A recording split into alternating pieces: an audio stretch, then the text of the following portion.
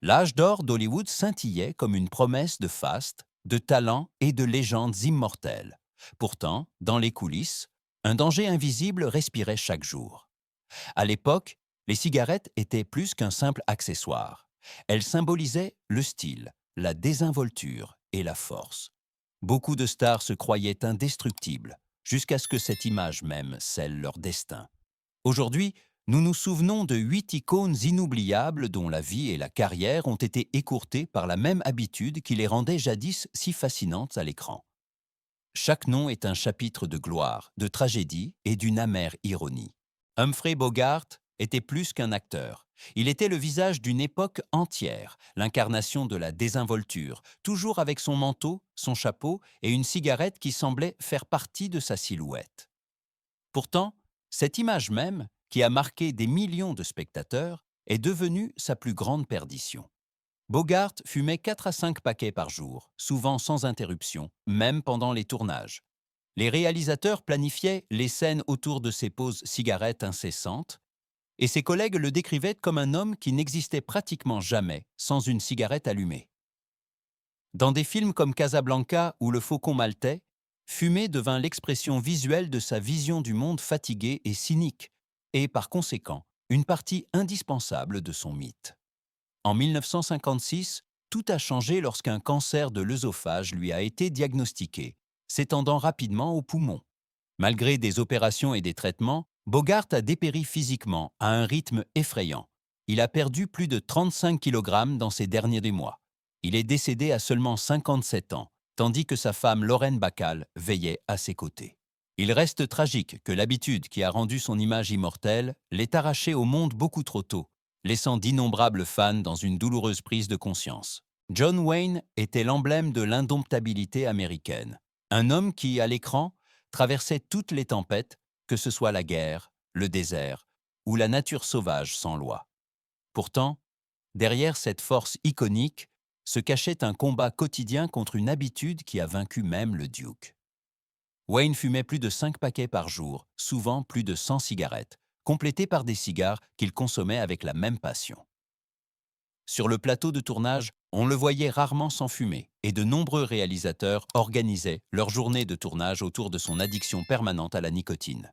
En 1964, le tournant diagnostic de cancer du poumon. Lors d'une opération radicale, les médecins lui ont retiré tout le poumon gauche ainsi que plusieurs côtes. Bien que l'intervention lui ait sauvé la vie, elle a modifié son corps de manière irrévocable. L'homme qui autrefois montait à cheval sans effort et traversait de vastes paysages, haletait soudainement s'il montait ne serait-ce qu'un escalier. Pourtant, Wayne a caché cette faiblesse, a continué à se battre et a essayé de préserver l'image du héros invincible pour le public.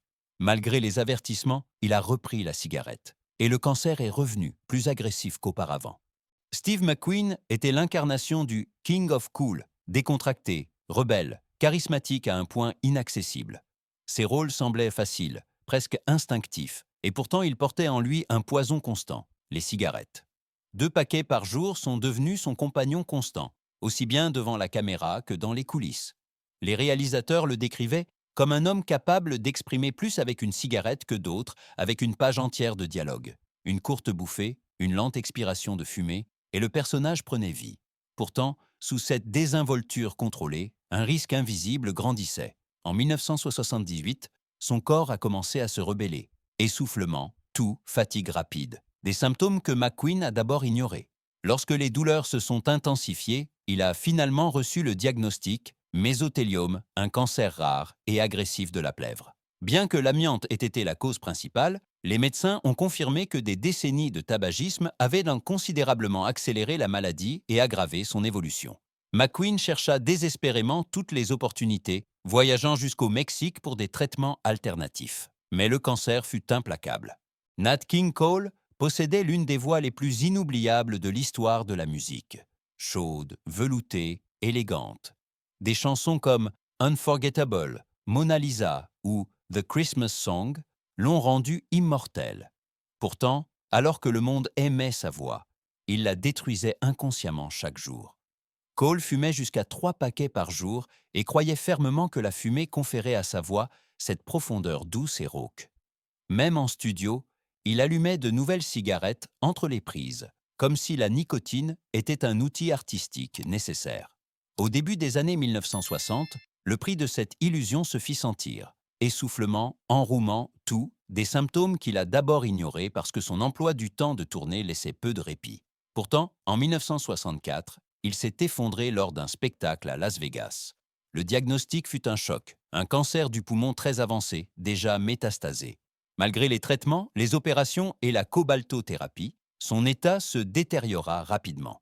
Lors de ses derniers enregistrements, il devait souvent s'arrêter pour reprendre son souffle, mais sur le disque final, on n'entend rien de sa souffrance, un signe bouleversant de son perfectionnisme. Le 15 février 1965, Nat King Cole est décédé à l'âge de seulement 45 ans. Le monde a perdu une voix qui aurait pu résonner encore des décennies. Yul Brynner était une apparition inoubliable, chauve, fière, d'un charisme presque royal. Avec son rôle de roi de Siam dans Le Roi et moi, il est devenu une légende, un acteur qui incarnait la force et l'autorité comme peu d'autres. Pourtant, derrière l'imposante façade brûlait un feu destructeur. Brynner fumait jusqu'à 5 paquets par jour, pendant des décennies. Pour lui, la cigarette faisait partie de sa gestuelle, de son rythme, de sa scène. Ses collègues se souvenaient de la façon dont il tenait une cigarette et exhalait la fumée, de manière dramatique, contrôlée, presque chorégraphiée. En 1983, la réalité le rattrapa. Le diagnostic fut un cancer du poumon, avancé et agressif. Brynner arrêta de fumer immédiatement, mais il était trop tard. Alors que ses forces déclinaient, il prit une décision qui le rendit inoubliable. Il voulait utiliser sa dernière apparition publique pour avertir les autres. C'est ainsi qu'est née la célèbre vidéo de l'American Cancer Society, diffusée seulement après sa mort. Dans ce message, Brynner parla directement à la caméra. Visiblement affaibli, mais clair, « Now that I'm gone, I tell you, don't smoke ». William Thalman est devenu célèbre grâce à son rôle de procureur Hamilton Burger, toujours vaincu, dans la série Perry Mason. Semaine après semaine, le public le voyait échouer au tribunal, mais la bataille la plus dure de sa vie se déroulait loin des caméras. Thalman fumait depuis son adolescence 2 à 3 paquets par jour. Pour lui, fumer était aussi naturel que respirer, une habitude qu'il n'a jamais remise en question. En 1968, tout a changé. Le diagnostic fut un cancer du poumon, déjà très avancé et incurable. Pourtant, au lieu de se retirer, Thalman prit une décision extraordinaire. Il voulait utiliser ses derniers mois pour avertir les autres de l'erreur qui lui avait coûté la vie.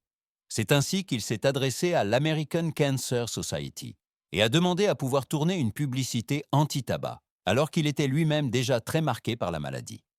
Le spot d'intérêt public montrait Thalman, assis aux côtés de sa famille, pâle et visiblement affaibli, disant d'une voix calme et claire « If you haven't smoked, don't start. If you do smoke, quit. Don't be a loser ». Jean Hagen a offert au monde du cinéma l'un des personnages comiques les plus inoubliables d'Hollywood. Léna Lamont dans Chantons sous la pluie, la diva du cinéma muet avec sa voix stridente et à peine supportable. Pourtant, dans la vraie vie, Hagen possédait une voix parlée étonnamment chaude et mélodieuse. Un contraste qui rendait son interprétation d'autant plus impressionnante. Hors caméra, cependant, un danger silencieux l'accompagnait. Hagen fumait 1 à 2 paquets par jour, souvent sans interruption, entre les répétitions, les tournages de scène et les conversations avec ses collègues. C'était une habitude qu'elle n'a jamais sérieusement remise en question.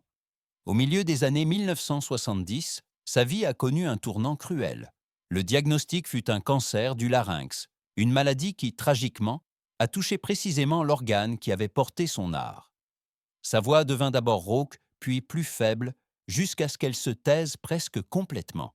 Des amis se souvenèrent d'une femme qui parlait autrefois avec aisance et grâce et qui ne pouvait plus communiquer qu'en chuchotant. Le cancer se propagea bientôt à ses poumons et, malgré le traitement, son état se détériora rapidement. Le 29 août 1977, Jean Hagen est décédé à l'âge de seulement 54 ans, bien trop jeune, avec un talent qui aurait pu briller encore des décennies. Les histoires de ces 8 artistes extraordinaires révèlent une vérité souvent négligée sous les fastes d'Hollywood. Derrière la gloire, le talent et les images intemporelles, se cachait un danger silencieux qui accompagnait chacun d'eux. Les cigarettes étaient un symbole de style, de maturité et de force, et sont pourtant devenues le fil qui a imperceptiblement écourté leur vie. Chaque nom sur cette liste rappelle à quel point le prix peut être tragique lorsqu'un rituel apparemment inoffensif devient une habitude quotidienne. Leurs films, voix et rôles perdurent, mais leurs adieux restent des avertissements qui résonnent encore aujourd'hui.